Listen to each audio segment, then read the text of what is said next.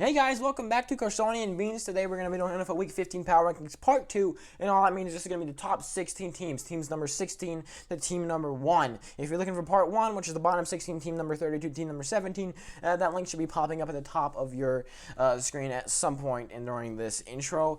I'm kind of excited, kind of hyped for playoffs, also kind of bummed I've only got to make 2 more of these, and I enjoy making them. I hope you enjoy watching them. Let's go ahead and get started with this thing. Team number 16 is Washington. They had a really good game. They jumped by 4. You could say, oh, they didn't really score much on offense. That was because Alex Smith got hurt. He didn't really get hurt, but I think he pulled a muscle in his leg. I think he should be back in next week, and also their running back was out, and the fact that they were able to go out there and win by 8 points shows a lot. Their defense was dominant. Obviously, Chase Young had possibly the best game he's had all season. They had 2 defensive touchdowns. This game was really all about the Washington defense, which would not let the 49ers get anything done.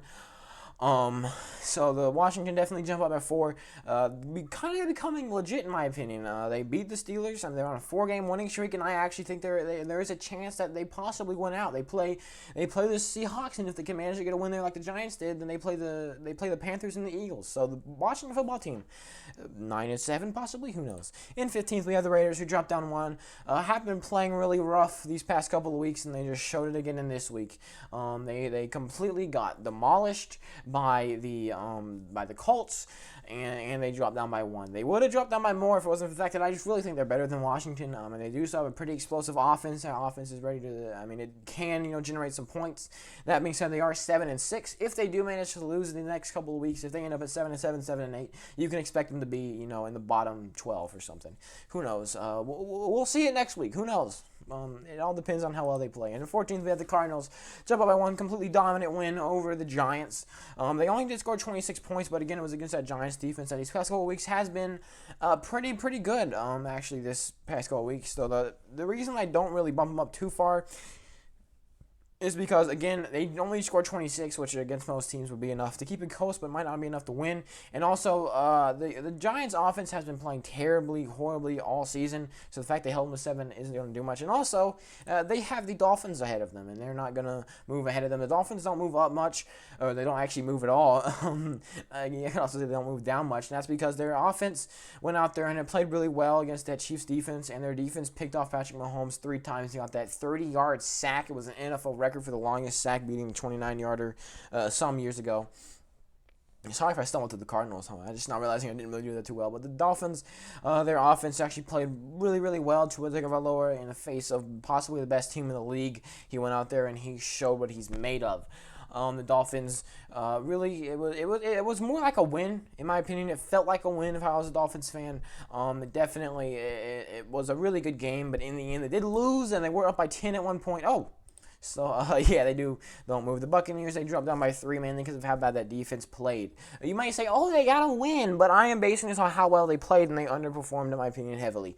I think they really had a chance to go in there and blow out a team and say, hey, we are still a really good franchise. We still have lots of talent, and they did get a win, but really, they only got a win because Dan Bailey is terrible. And Dan Bailey, I think he missed 3 or 4 kicks in that game, and those kicks could have easily made it a much closer game than it was. I think he missed 3 field goals and an extra point, which would have made it a 26-24 game instead of 26-14. So the Buccaneers defense, in my opinion, kind of got lucky there with Dan Bailey being absolutely horrible, but they did underperform, in my opinion. Their offense wasn't as good as I expected against this terrible Vikings defense, and in the end they dropped them by 3. They are still at 12, though. I wouldn't freak out Buccaneers fans. I would kind of, not look at that too much, and just look at the fact that, they are still, in 12th. They are still high up there. I'm pretty sure they are going to, make the playoffs, but still just outside the top. To me, of the Raiders, they jump up by, not Raiders, the Ravens, they jump up by 1. They get a nice win against the Browns. Really, both of those teams played pretty well. Lamar Jackson managed to take the Browns to the Super Bowl there, if you know what I mean. If you don't, it's probably really awkward for you right now. But the Ravens, they played really well. They got a win that I really didn't think they could have. Their offense looked absolutely amazing. We got to see the GOAT, Trace McSorley, go out there. Then he got injured. And anyways, they did get a win, and it did look really well. That defense, though, no one's going to talk about this. They're going to talk about how well they played offensively, but that defense allowed Cleveland to score 42 points. They did get a safety there at the end, but again, it was on. They were trying to, lateral the ball around. They're not. You're not going to get too much out of that. And then during the top 10, we had the Colts who jump up by 1. Most points. I think they've scored in like 5 years or something. That they were absolutely dominant in this one against the Raiders. One of the best games they've played all season. It was rather insane to watch them go out there and dominate like that. The Colts, kind of off and on. We're seeing them week by week. Some weeks they'll be pretty bad. Some weeks they'll be pretty good. We saw a few weeks ago against the Titans. They were pretty terrible, and then this week they basically flipped it around, and now they're playing really well. The Raiders look terrible. So they jump by 1. They are now in the top 10, and I'm going to get Colts fans, again, I would not focus too much on these movements. Okay, the Buccaneers fans are going to get mad at me for dropping them down by 3, but you are still at 12th. Ravens fans are going to get mad at me for not jumping them by more. You are at 11th, and you haven't been playing too well. The Colts are going to be mad at me for not putting them in the top 5. I mean, come on. In 9th, we have the Seahawks, who, this is everything, absolutely everything to do with teams moving around them. The Seahawks played an absolutely monstrous game, 40-3. I don't know how they moved down 1. Again, I would not focus too much on the movements. I don't sit there and I go, how far down should the Seahawks move? I just sit there and I go, I think the Seahawks are the 9th best team in the league. Let's put them there. And I think they're having a pretty good season. That being said, they've had some rough games these past couple of weeks. They got a really, really dominant one against the worst team in the league. I'm not going to, freak out for that. I don't know why I'm so defensive in this video. Y'all don't care. And in 8th, we have the Browns who dropped down by 1. Yeah, they played really, really well, but in the end, they still lost. Their defense, which we've seen being their superpower. A lot of people don't talk about how good that Browns defense has been playing, but it has been absolutely dominant. And in this game, it just did not look like that. That Browns defense really let up. They allowed 45 points. But really, the Ravens did score 47, but that defense was responsible for 45 of them. The Browns' defense was responsible. I'm making no sense. Let's move on. In 7th, we have the Saints, who dropped down by 4. They lost to the Eagles. And yeah, the Eagles had Jalen Hurts. But really, the Eagles didn't look very good. The Saints looked terrible. Taysom Hill had one of the worst games I've seen from him in a while. The Saints looked really bad, especially in that first half when they got shut out. They almost managed to come back, but they couldn't. They couldn't pull it off. 24-21 lost to the Eagles. I think I had the Eagles at 24th? Yeah, the Saints, they dropped down by 4. Are no longer at 3rd. And in 6th, they probably will once again Drew Lock back. I don't even know when that's going to happen. Hopefully by playoff time. And in 6th, we have the Steelers, who dropped down by 2. Tough loss against the Bills. 11-point loss. It did not look very good. The Steelers, yeah, they're just completely collapsing. They had a 6-point loss against Washington. They go up against the Bills.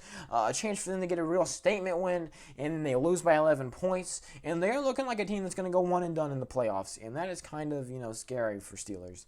And entering the top 5, here we go, the elite of the elite. We have the Rams, who jump up by 1.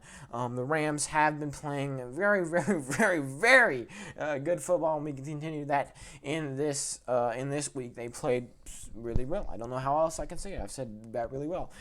I'm sorry, I'm stumbling through my words. They completely dominated the Patriots. They played a lot better, especially defensively, than I thought they could.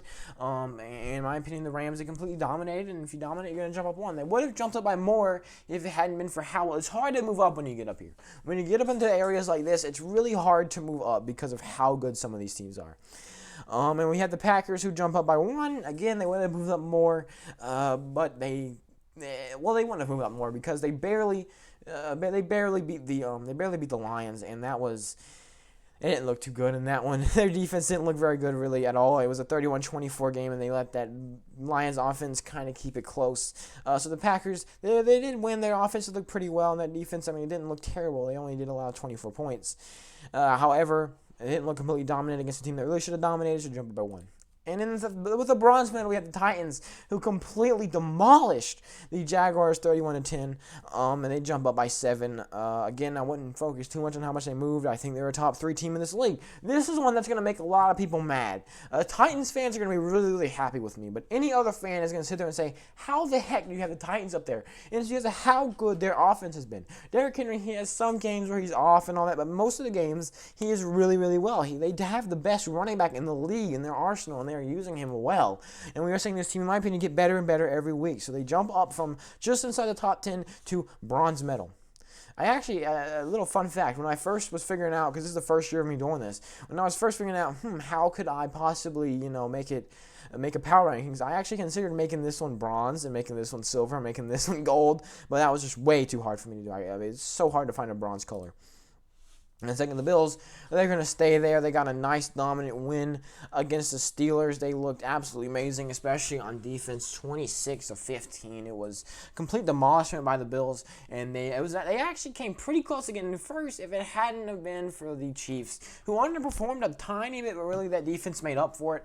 33-27 win over the Dolphins. I really think they should be in a tier all on their own at this point. It's so weird though, because they make every single game look close. They don't blow out teams very much.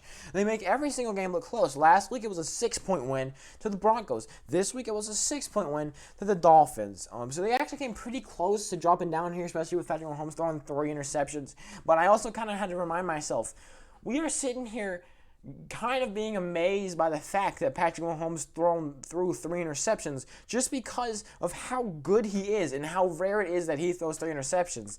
And he didn't make up for it. He had, 4 bad plays there, the 3 interceptions, and the 30-yard sack that was 100% his fault. And that is that. We're done with these. You can go back and watch part 1 now if you want, or, if you're coming from part 1, hi there. Thank you for watching both of them, and in the end, I hope you do subscribe. We're here on Carsonian Means. We post NFL content every single day, power rankings, predictions, recaps, all that kind of stuff here on Carsonian Means. So please go ahead and subscribe, and I hope to see you in the next one, or if you're going to go watch part 1, I hope to see you in my last one. All right.